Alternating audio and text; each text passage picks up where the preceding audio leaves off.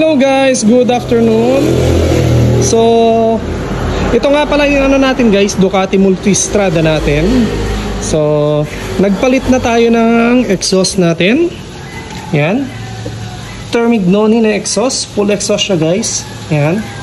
So, titanium siya.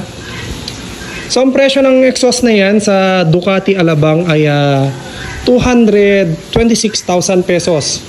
Pero naka-sale siya ngayon guys. So binebenta lang nila ng 100,000 pesos kasama na yung remap saka yung installation. So mag-a-add ka lang para sa air filter.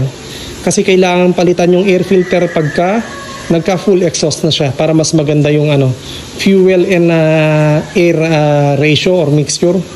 Ganon. So itong atin, hindi naman natin yan nabili ng brand new. Second hand lang siya. So buti merong nagbenta guys na ano, na tropa natin, nagbenta ng exhaust niya kasi yung unit niya ibebenta na niya. So ngayon pina-parts out niya. Ngayon naman natsambahan ko, nabili ko yung ano niya, yung exhaust niya. So mas mura siya guys kesa sa ano, kesa dun sa brand new. So hindi kasi natin kayang ano, bumili ng brand new kasi nga napakamahal. Isipin mo, sale pa lang yun. Ano to, discounted na price niya ay 100,000, discounted na yon. So ngayon paparinig ko sa inyo yung tunog ng ano, ng full exhaust natin. So start natin. So ito pala hindi na siya cold start, napa-start ko na siya kanina. Ayan. So ito na. Hindi na naka stock exhaust ang ating Ducati. So ngayon, start na natin. Ayan. So ito yung idle niya guys.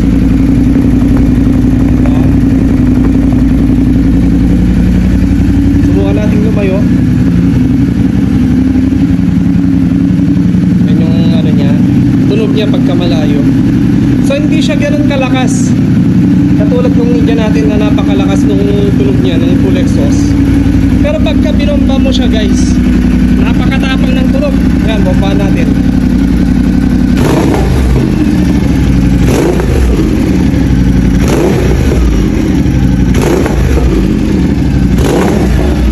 Diba?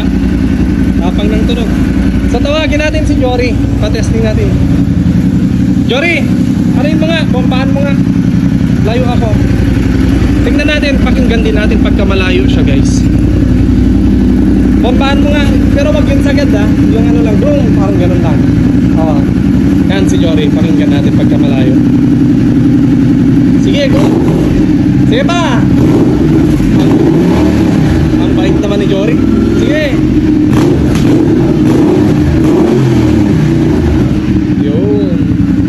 So yun guys, yan yung tunog ng ano natin, ng Ducati Multistrada natin na naka full exhaust. So pwede na tayong magbomba-bomba ulit. Pero hindi siya ganoon kaganda. Ano? Hindi katulad nung tunog ng ano ng Ninja natin. Sound check ulit.